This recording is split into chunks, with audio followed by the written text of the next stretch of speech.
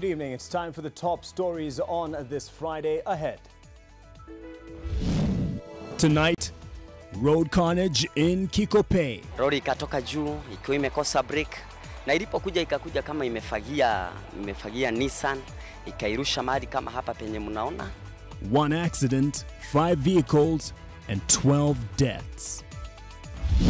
Also tonight, hunger, suffering, neglect, death and the government's persistent denial of the same. I am very, very hungry. I feel so thirsty too. My body is very weak. I cannot move at all. If I tell you my brother died because of lack of food, and we are a family of 10, if one person dies, there should be another one who is likely to die tomorrow or in the next 1 week. Plus, you can be my brother, you can be my sister, you can be my closest political ally, you can be whatever you are, but you are an enemy of the Republic of Kenya and we will fight with you. The war on corruption and the battle with DP Ruto, the curious case of the president's suspended social media accounts. Also ahead, wewe kama unataka kuingiana na mambo ya ufisadi, yeah? Tutapigana na wewe. Hapana, wewe nani, wacha maneno. Wacheni maneno. The drama of allies and true lies. We have no more confidence with the office of DCI. The man Kinoti and his notes. And the new meaning of engagement after a disagreement. That's on Bullseye.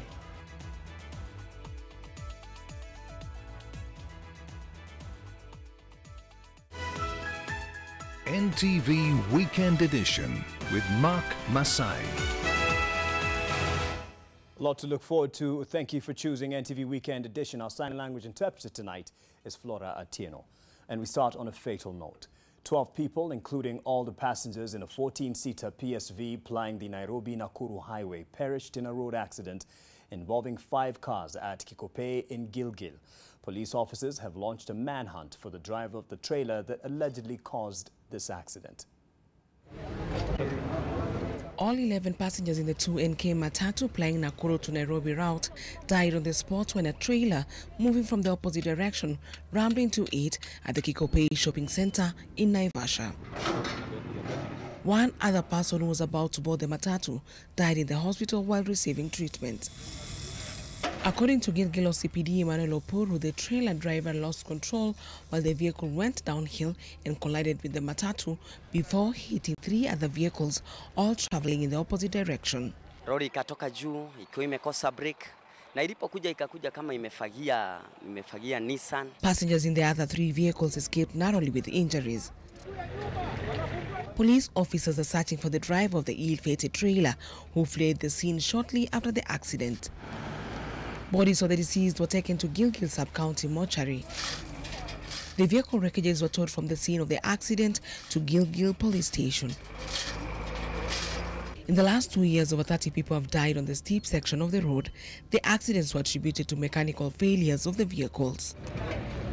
In 2017, a trailer lost control and rammed into a bus, killing 20 people. This happened after yet another accident in which a bus hit a lorry last year near the same area, killing 18 people. Eunice Omolo, NTV. Our condolences to those who lost their loved ones in this accident, and we hope that driver of the trailer is gone. Now, the government appears to have turned a blind eye to residents facing severe hunger and thirst in Turkana. 5 days after NTV's Lois Wangoi featured urgent cases of those facing hunger and thirst in the county, no help has come their way. Today, our team visited with them yet again and brings us the sad story of neglect to those facing starvation in county number 23. We are back to Turkana Central to assess the drought situation since we last visited with them 5 days ago. Our first stop is Nachoto village. Here we meet Akai Lorupuo. She is a little bit more frail and weaker than when we last saw her. Her Kenyattas still lacks food and water, No help has come her way since we last saw her here. This is the video of Akai Lorupo 5 days ago. Her then emaciated and frail frame aired on NTV, and subsequent photos in the Daily Nation saw her make headlines in the country. Many were distraught of her situation. She sits in even more desperation on this day. The sun is particularly hot and she cools off under this tree. Even after identifying her and giving her exact location, no government official or Kenyan of goodwill has come to her rescue. She needs very urgent intervention. Still at Nachoto village, we find Lochel Lemo cooling off the extreme temperatures here inside her Kenyatta. She is weaker than when I last saw her 5 days ago. This is Lochel Lemo 5 days ago. Her clothing and desperate posture remains the same as how she looks today. The only thing different on this day is that she is more hungry and weaker. Today she is too weak to utter a single word. When we last spoke to her 5 days ago, this is what she had to say. I am very, very hungry. I feel so thirsty too. My body is very weak. I cannot move at all. At Kimikwi village, we passed by Asokon Lomulen's homestead. We learned that she has since lost her ability to walk. Every so often, her daughter-in-law will drag her to a different corner of this Kenyatta to ensure her sanitary care. She sometimes soils herself because of the inability to walk. 5 days ago, she was weak, but not this bad. She had managed to rise up and help herself to some of our supplies. Today, she's too weak to even sit up. Efforts to assist the hungry and thirsty in Turkana County have made little progress. I tell you my brother died because of lack of food, and we are a family of 10. If one person dies, there should be another one who is likely to die tomorrow or in the next 1 week. Kenyan artist Akothe is among those who have come to help. I believe that the government is me and you. So you as a citizen, what initiative are you taking? I am here to provide hope for the people of Turkana, working hand in hand with the government to see how we are able to get a permanent solution, because it can be done. The 3 women we have featured on this day are just but a tiny fraction of the numbers that need immediate intervention here due to hunger and starvation. Intervention is needed, and first, if only to save lives. Lois Wangoi, NTV, in the county of Turkana. Such careless statement there by that local leader or commissioner, countering the number of deaths that have been reported. We'll keep telling this story, and help should be getting to those people. To the talk on fighting corruption, President Uhuru Kenyatta has vowed to fight anybody engaged in corruption, regardless of their position in the society or their closeness to him, politically or otherwise, as a president. This latest commitment from President Kenyatta comes few days after Deputy President William Ruto termed the current ongoing war on corruption as pure political war waged against him, disguised as war on corruption. The current ongoing war against corruption, spearheaded by President Uhuru Kenyatta, has deeply divided the president and his deputy William Ruto. On Thursday, as he addressed Kenyans in Namibia, the president dropped the latest salvo in the ongoing war of words between him and his deputy that has largely been conducted by way of proxies. Wapende wasipende, rafiki ama adui, ndugu ama dada, wewe kama unataka kuingiana na mambo ya ufisadi, yeah, tutapigana na wewe. You can be my brother, you can be my sister, you can be my closest political ally, you can be whatever you are, but you are an enemy of the Republic of Kenya, and we will fight with you. On Wednesday, Deputy President William Ruto termed the renewed war on graft as a political war against him. His allies have of late raised the stakes in blatant attacks directed at the president. There have been attempts to profile the political war waged against William Ruto to be the war on corruption. Are corrupt processes of fighting corruption because you are unable to face William Ruto to the face and tell him to support mara nne, lakini sasa hatutaki wewe. The deputy president and his allies have slammed the war on graft and singled out the Directorate of Criminal Investigations, which they say is being used to persecute a political agenda, scuttling the deputy president's 2022 succession plans. President Kenyatta maintains that he is staying the course and that serving Kenyans is the priority and must become the priority. Na mtu ukisema unaomba kazi, iwe ni kazi ya kutumikia na kuhudumia wa Kenya, lakini sio kujihudumia wewe, bibi yako na watoto wako. The war against graft seems to have divided the Jubilee government and party into two, with the deputy president leading one faction and the president leading the other. Vincent Odur, NTV.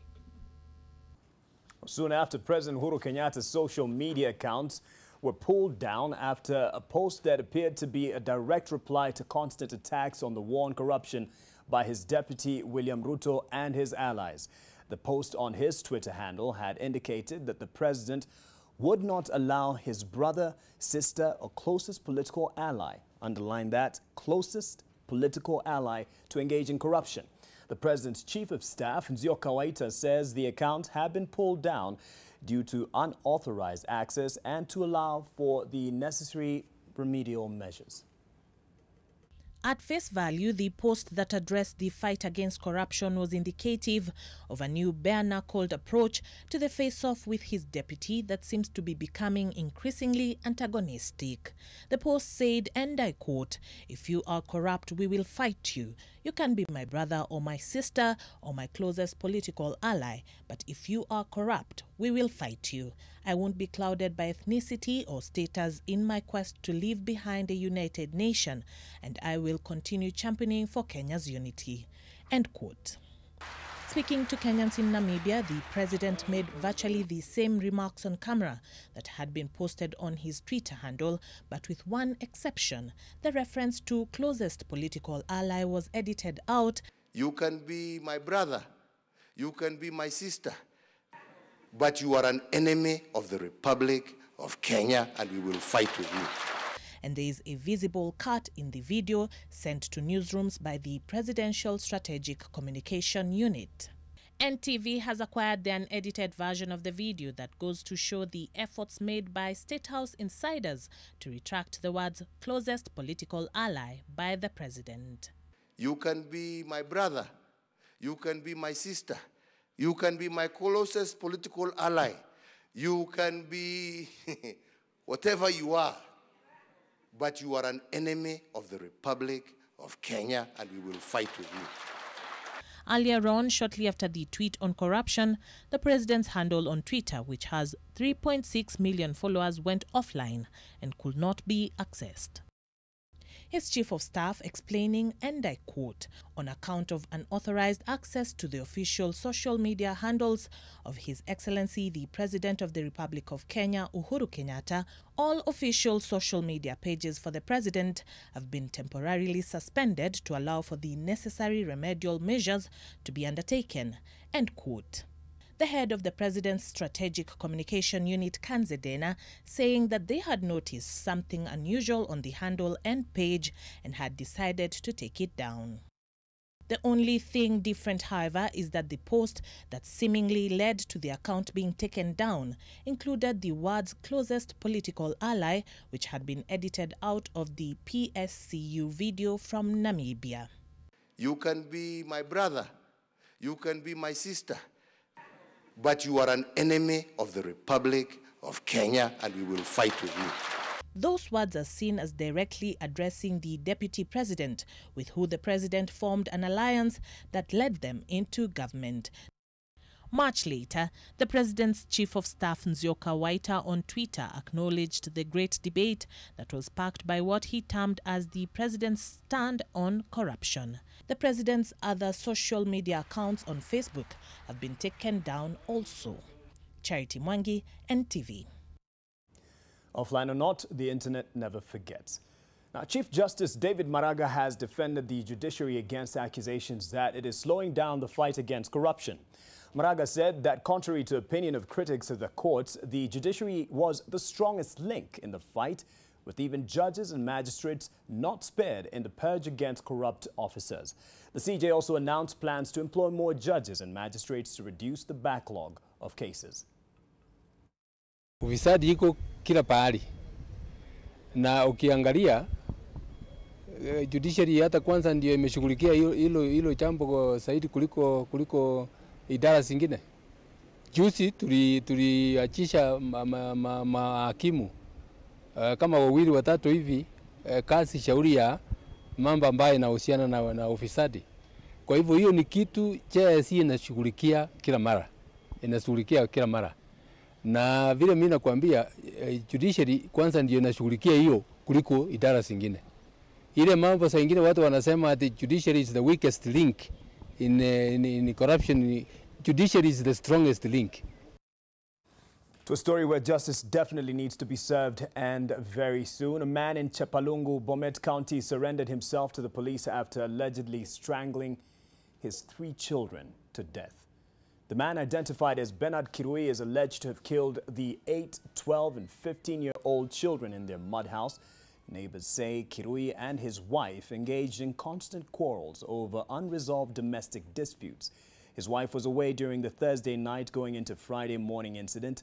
Area Assistant Chief Elijah Mutai has confirmed that the perpetrator is being held at Sigor Police Station and is set to be arraigned on Monday. Huyu jamaa huwa anafurukana na huyu bibi yake kila mara. Shauri ya pombe nini huwa anafurukana hivyo. Anajulikana kwa mambo ya fujo, mambo ya vita. Hata wakati mmoja kuna jirani yake alimkata na kisu.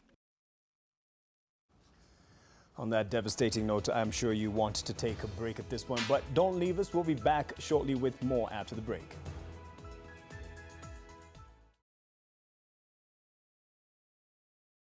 Chaco sodomy case, how we tell you after this break.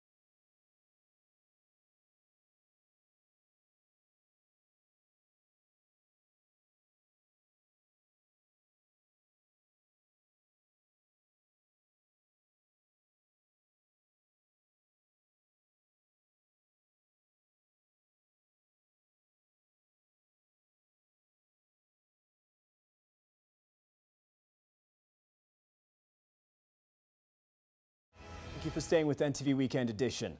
An Nakuru family that lost 5 of their kin in the Ethiopian Airlines crash in Bishoftu say they will not bury the bags of charred soil they were given by the Ethiopian government from the crash site. The family will instead wait for the 6-month duration for the DNA results on the body parts collected to be released. NTV's Bridget Ngana attended the service held in honor of the 5 relatives and filed this report. In place of coffins, 5 portraits stood on a flower-decked table at Kiangai village, the home of Paul Njoroge, who lost his wife, 3 children and his mother-in-law in the March 10th Ethiopian Airline crash. Paul confessing that in his last days with his family, his wife, Caroline Karanja, had a premonition of a grave darkness that would cover him. 2 weeks prior to the damage, Queens had told me of her repetitive dreams that something terrible was about to happen to me. So when she did this, I would tell her, probably it's because you know that I'm leaving Bermuda completely. I'm coming to live in Canada, and you've probably seen this because we're going to have a struggle for me to get a better job than I had in Bermuda. Little did we know that it would be an enduring pain for the rest of my life.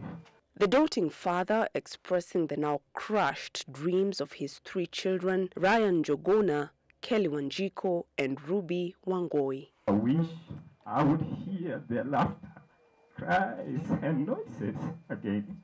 I wish to hear them stating all the things they want me to buy for them, to see them smile and dance for us. I wish to hear my daughter sing to me, hold me close to you and never let me go. Paul's mother-in-law, Anne Karanja, will have her separate memorial service towards the end of the month. The county government of Nakuru says it shall cover the legal cost of helping the affected families in Nakuru in the pursuit of compensation. Kama county tutaweza kutoa legal support kwa familia kwa sababu tunajua kutakuwa na long-term compensation systems ambazo kwa sababu zinafanyika nchi zingine. Ndege ilikuwa ni Ethiopia na ile kampuni ambayo ilikuwa imetengeneza hiyo ndege pia inatoka Marekani. So the case becomes very complicated for ordinary citizens who cannot be able to go to these countries and have some of those things done. Of the more than 30 Kenyans who perished in the aircraft crash, 8 were from Nakuru County. Bridget Ngana, NTV, Nakuru. Bwana Paul, if you are watching, I'd like to say on behalf of the Nation Media Group team that we condole with you, and I'm sure the other viewers condole with you. Pole sana to you and family and the rest who lost their loved ones in this crash. On to some concerns to the Supreme Court. One of the 2 petitions which had been filed seeking the removal of 4 judges of the Supreme Court of abuse of office charges has been withdrawn. This is after the petitioner, Mohammed Mahmoud Sheikh, today told the Judicial Service Commission that he was not willing to press charges against Justices Smokin Wanjala, Joki Dongo, Mohammed Ibrahim and Jackton Ojwang. But as NTV's Silas Apollo reports, the 4 still have a case to answer in a petition filed challenging their decision to uphold the Wajir gubernatorial elections. In a letter addressed to the Judicial Service Commission, Mohammed Mohamud Sheikh, a petitioner who had asked the commission to investigate 4 Supreme Court judges, expressed his reluctance to pursue the matter. Sheikh, who did not give reasons for the withdrawal of the charges against Justices Jackton Ojwang, Smokin Wanjala, Njoki Ndung'u and Mohammed Ibrahim, instead asked the commission to withdraw all charges against the 4. In the letter, Sheikh writes that he wishes to voluntarily and without conditions withdraw it for all purposes and prays for disregard of averments therein. The petitioner had in his petition dated March 13, 2019, accused the 4 judges of the country's apex court of gross misconduct, misbehavior and incompetence, breach of the Constitution and oath of office. The withdrawal of the matter comes 2 days after the JSC, chaired by Chief Justice David Maraga, said it had adopted the matter and asked the 4 judges to respond to the allegations, as the allegation raised against the 4 were of merit. But the 4 judges may not rest easy, since a second petition filed against them for upholding the elections of Wajir Governor Mohamed Abdi still stands. The judges are accused of receiving bribes to the tunes of millions of shillings to influence the decision. This is besides their failure to admit evidence which was submitted by the opponents of the governor according to the petition. The petition filed by former Governor Ahmed Abdullahi details instances which the petitioner says he believes were the money trail used to bribe the judges. Justice Mohammed is also battling allegations of a gun drama incident involving one of the guards in his home, but which he has denied. The withdrawal of the petition against the 4 judges of the Supreme Court now shifts focus back to the Judicial Service Commission, which is expected to deliberate on the matter and give the way forward. Silas Apollo, NTV. Well, here's a sickening case. The Kenya Human Rights Commission has accused the police in Machakos of dragging their feet in investigations of sodomy allegations at the Martyrs of Uganda Children's Home. It is alleged that 8 boys were sodomized by a resident cook who is currently on the run. The incident resulted in the shutdown of operations at the home. KHRC now alleges that the police have failed in unraveling the matter in accordance with acceptable standards of investigating what they termed as heinous crimes.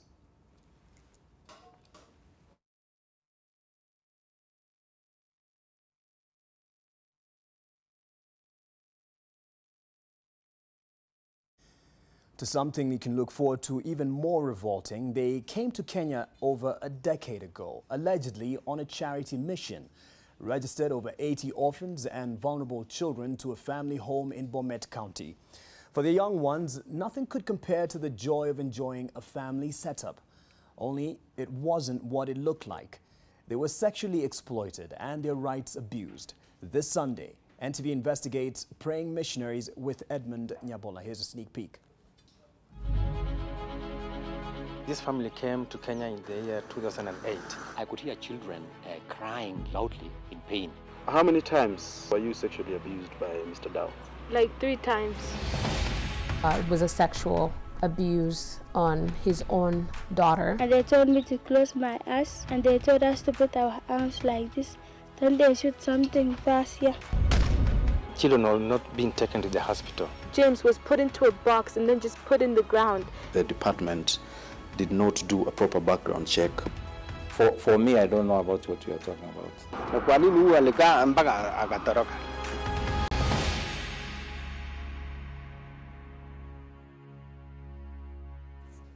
Praying missionaries with Edmund Nyabola this weekend on Sunday on NTV Weekend Edition.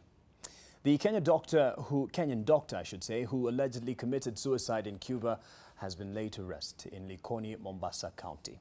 The family of Dr. Ali Hamisi Juma has urged the pathologist to keep the results of the post-mortem examination confidential.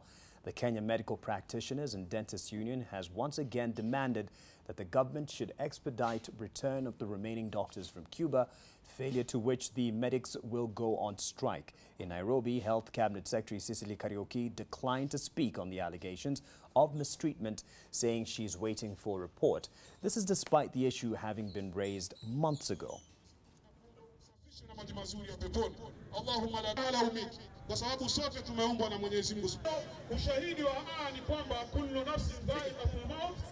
That these doctors have been mistreated. There's a lot of high-handedness at the embassy in Cuba. We understand the ministry has also played a critical role in their frustration of these doctors. And because of that, our stand still remains. Bring back our Cuban doctors. Having dispatched a team of experts to Cuba yesterday, I will be in a position to give a statement as soon as they have filed their report back to me. The World Water Day is celebrated every 22nd day of March, and as Kenya joined the world today to mark the day under the theme of leaving no one behind, it did so under the weight of the millions of Kenyans who have no access to clean drinking water. But as the government keeps making promises of working to ensure water reaches every Kenyan, the scars of drought remain when communities find themselves on the verge of a water crisis, completely left behind in quenching their thirst. The rising temperatures and hot weather being experienced across the country have only served to worsen the situation, straining the already scarce resources. Does the country learn from the drought? Here's a sneak preview of the Great Thirst special report.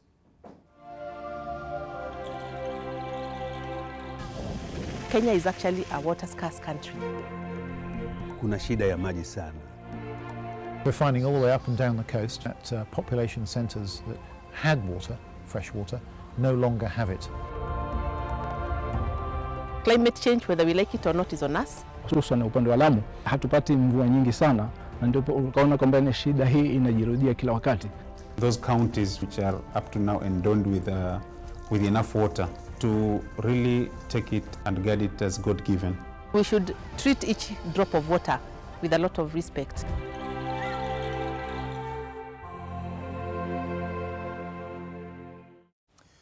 The Great Thirst special report tomorrow at 7 and 9 o'clock on our bulletins. Don't miss that. Something else to look forward to in our daily, that is more than ever before, travel enthusiasts in Kenya, especially millennials, are going for alternative accommodation plans instead of boutique hotels that are now not just seen as more expensive, but also old-fashioned and restrictive in terms of the experiences they offer. AirBNB is now the go-to choice for people who prefer an exceptional, quirky and rather unorthodox hospitality experience. Even established hotels have been forced to put up some of their rooms under the online service to cash in on the rising demand. And Kenyans who rented out their homes last year made a cool 500 million shillings. But tourism players and regulatory agencies are not impressed. Find out more about AirBNB in tomorrow's Saturday Nation.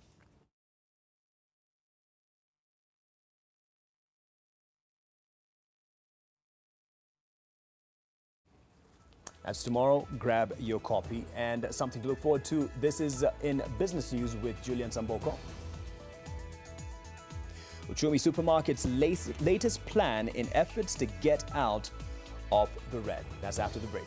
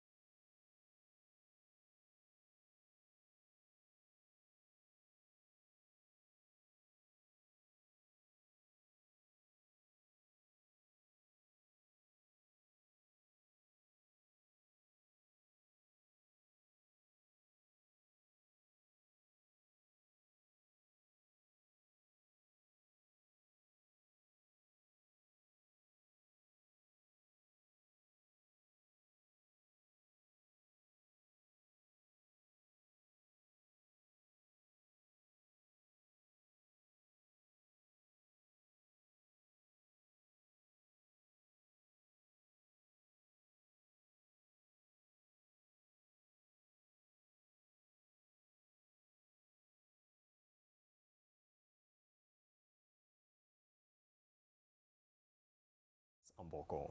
Kenyans seeking government services at Huduma Center GPO in Nairobi are a frustrated lot after being turned away over a power outage which has brought business to a standstill. With the blackout going into the third day, hundreds have been forced to brace long queues under the scorching sun across other centers to access services. Lillian Carrier with the details. The GPO Huduma Center, that is usually bustling with activity, has been a ghost house for the last 3 days. Inside, dark and empty.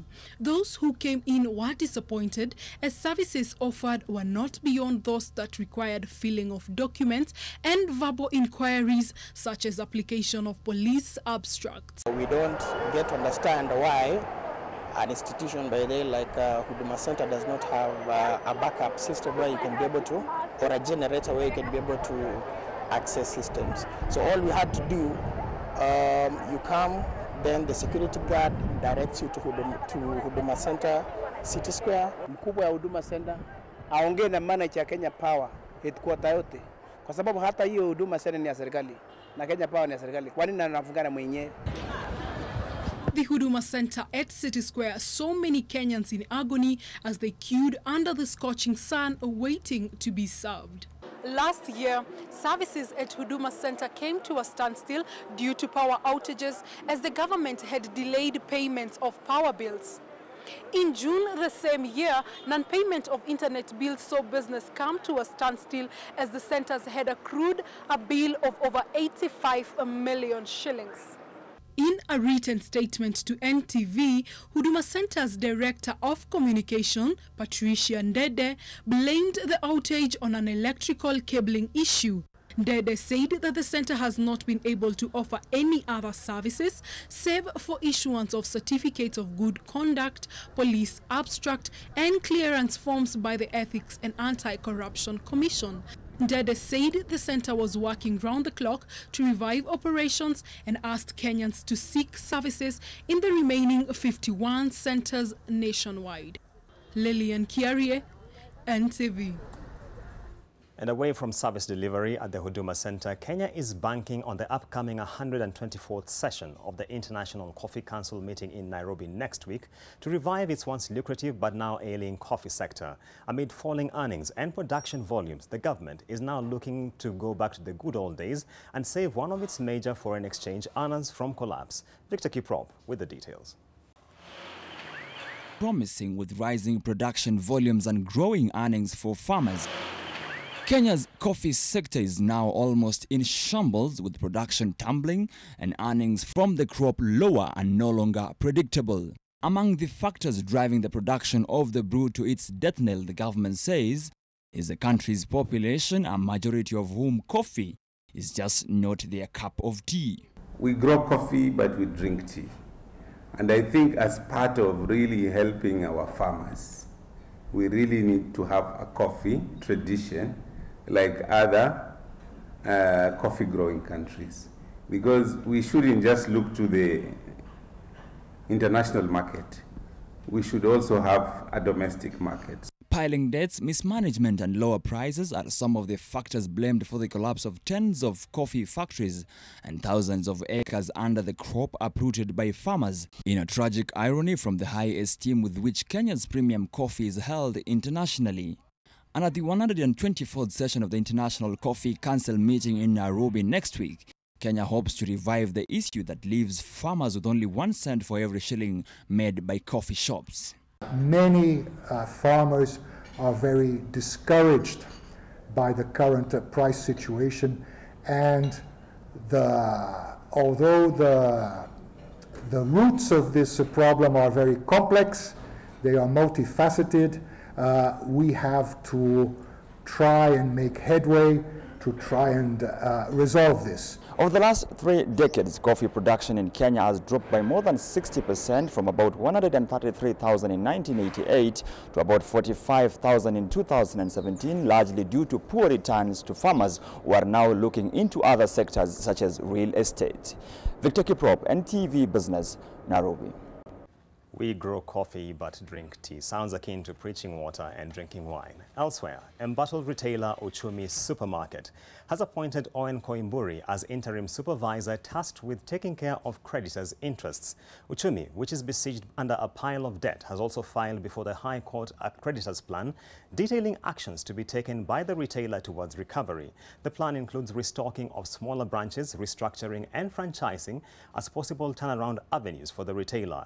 In October 2018, court records show that claims filed against the retailer stood at 471 million shillings.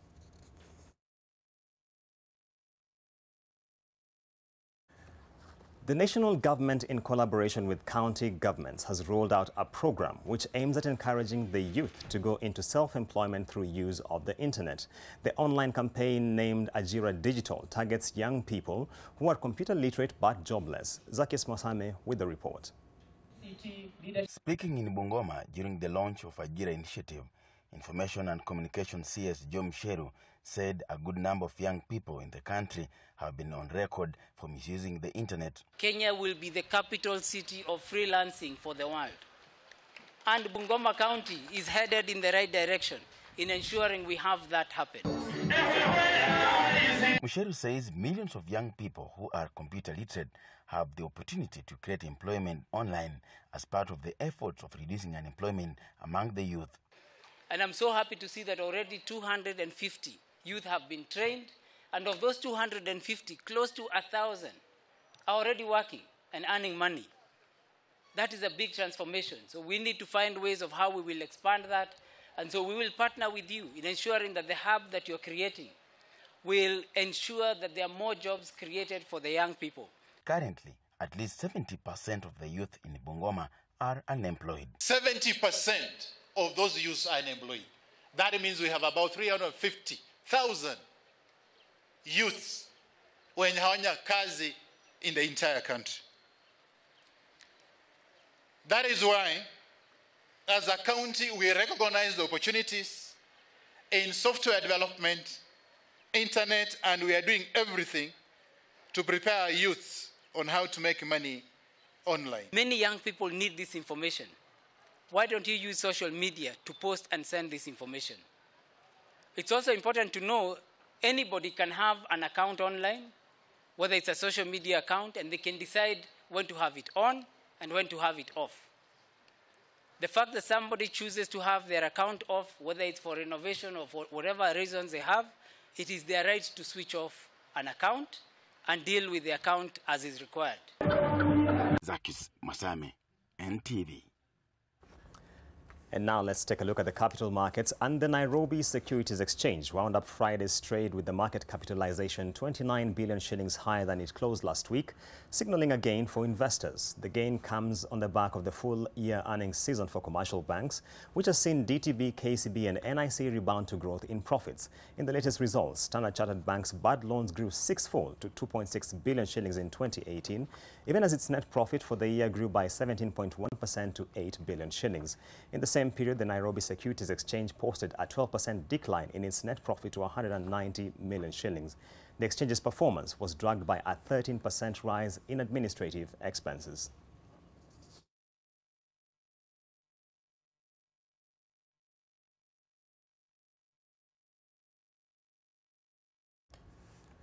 Now, the Kiambu County government is set to showcase its achievements to the public with 385 projects already done.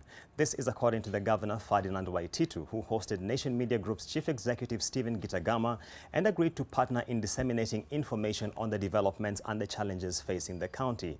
Gitagama also reiterated NMG's stand on solid, unbiased journalism.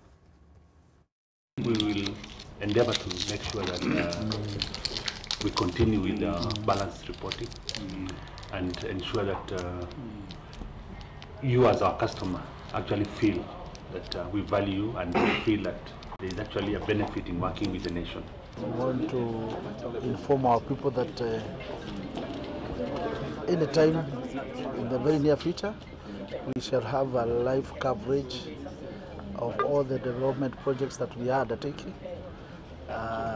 And we want to give our scorecard, we want to inform our people what we have done so far in the last 15 months since we were elected. It's Friday and it's time to talk about matters food. And people in need of food aid in Kenya has hit 1.1 million shillings as the drought situation continues to worsen.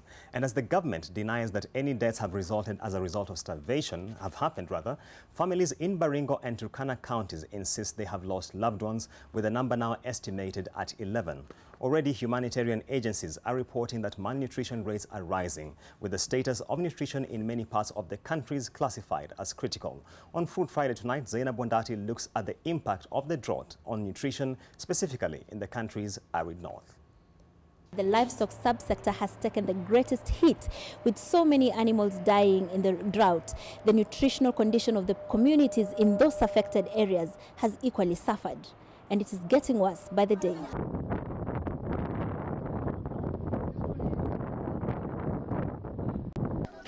أنا برا يوم أنا لم ألاد بريك أو يخلق من هاللي هو وجاي واسم أنا ورا كود دويتشيس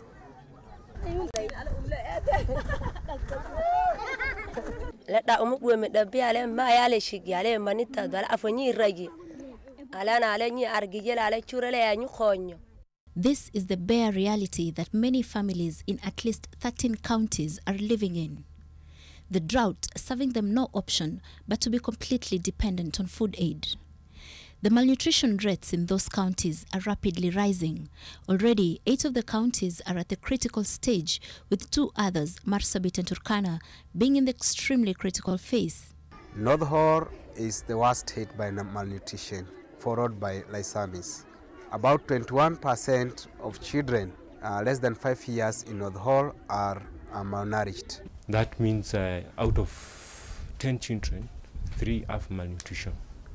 And further to that, it showed that 9% had severe acute malnutrition. Like the sun and heat, malnutrition predictably comes hand in hand with every drought cycle, mostly affecting pastoralist communities. This is because their lives depend largely on livestock, and with many of their herds dying or withering in the drought, the availability of food for communities is affected. This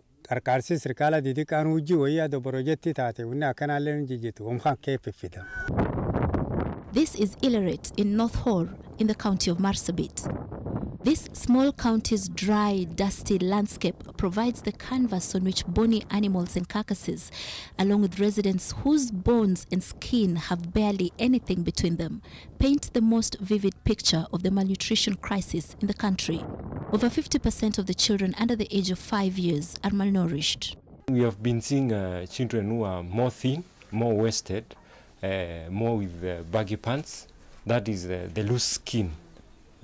That means they have not been feeding well. When the government launched the UN flash appeal 2 years ago to raise funds for drought interventions, it reported that at least 465,000 children in Turkana, Mandera and Marsabit were malnourished, and that nearly 6 billion shillings was required to provide supplementary feeding for the children. That money was never fully raised, and although some interventions were put in place, the situation has barely changed 2 years on. What it means by blanket supplementary feeding, it means it's not targeted, but rather we are targeting, we are giving to all the children under 5 years of age, all the pregnant women, and all the mothers who are lactating with children between 0 to 6 months. Although no part of the country has reached the emergency stage in terms of food insecurity, the situation is deteriorating as the long rains continue to delay. Zainab Wandati, NTV, for Food Friday. And on that disheartening note, that's where we wrap up Business Bulletin tonight. But coming up, the drama of allies and true lies, wars and woes, and a lot more satire on Bullseye.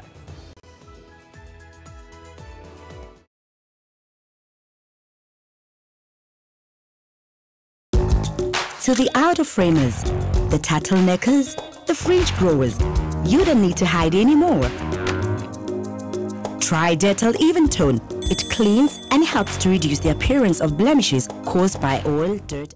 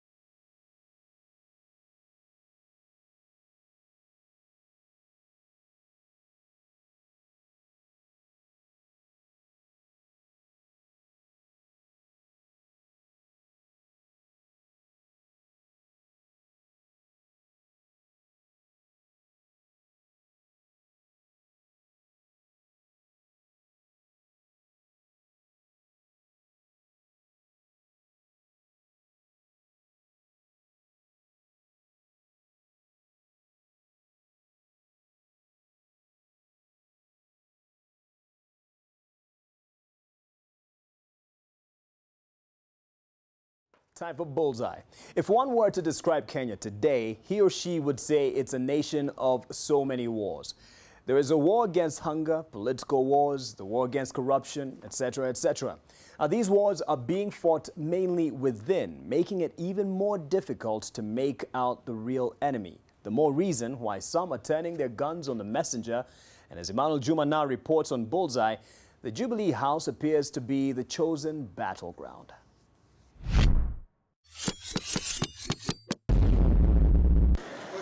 There he goes, he of the big note, Kinoti. And boy, politicians are taking note of him. We have no more confidence with the office of DCI. DCI has no capacity, professional capacity, to fight complex corruption matters. Guys, what would you rather the man focused on? Na tunataka kumwambia DCI aendelee kupigana na wakora, wale wanaiba pesa kule bank, wale wanafanya cattle rustling, na wale waizi ndogo ndogo. Jukumu ya DCI ni kupambana na wale wakora, wale pickpockets wako town. If not Kinoti, who then? We want all matters investigation pertaining corruption to be taken back to EACC. Hii mengine ya corruption wachia EACC. That very commission they have been playing ping-pong games with for all these years. Bwana Mbarak, somebody now seems to think you are the software now, right? Our position is very clear. The office of the DCI doesn't have the capacity that the office of EACC has. When talking about corruption, there is nothing sweet in Ichungwa's orange. Ichungwa, why are you fighting the DCI? Nobody is fighting the DCI. Come on, Kimani. This is what your friends are saying. Watu wakora waende watumie ofisi ya DCI kuendesha porojo na propaganda. To say that this man is putting some on edge by simply walking around is an understatement. There have been attempts to profile the political war waged against William Ruto to be the war on corruption. Kama tunatafuta wezi wa pesa, na wewe hata hujaitwa uandike statement, hujaitwa DCI, hujashikwa, hujatajwa mahali, lakini uko na wasiwasi mwingi, unasema they are targeting me. Wewe hujaitwa mahali. Why are you worried? My question exactly. Wewe kama unataka kuingiana na mambo ya ufisadi, yeah? Tutapigana na wewe. You can be my brother, you can be my sister, you can be my closest political ally, you can be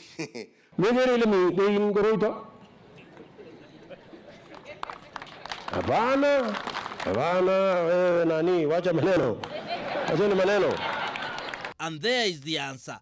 Now we know why the vocabulary around corruption is expanding really fast. By bastardizing every project. We are not squatters. We are not begging, and we are not anybody's guest in Jubilee government. But we will resist and refuse.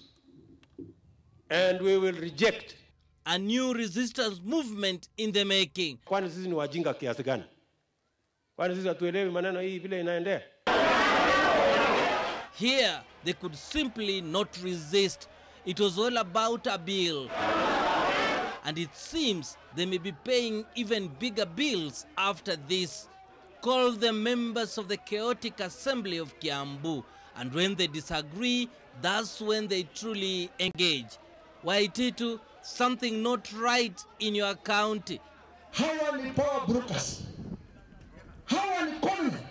And did you hear Murkomen imitating Raila? Unajua mimi nilijitangaza rais alikuwa pale tukasalimiana. That may not be funny according to Murkomen, but how about this? We sought help from this man. Professor Lonyangabu, applied mathematician. Yes, mathematician.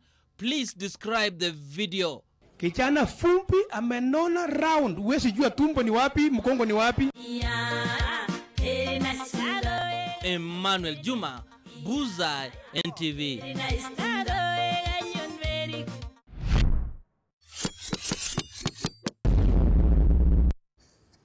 Kijana fupi amenona round. That's been the joke in the newsroom all week.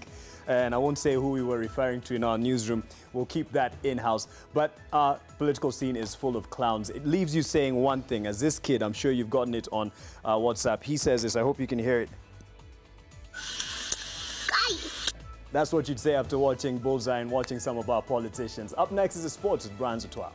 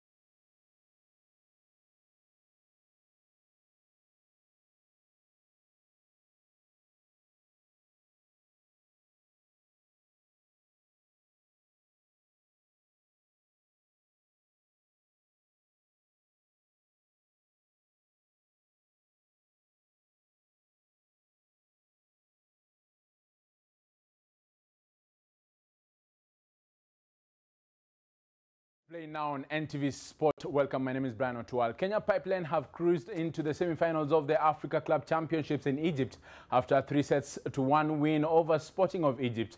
Pipeline will face the winner of Al Ahly versus Al Shams, a clash. Meanwhile, hours after the government ordered the immediate exit from the continental competition in Egypt, Kenya Prisons volleyball team is back in the country. The team now switches its focus to defending its national Kenya Volleyball League title as it awaits repercussions from the governing body of volleyball in Africa.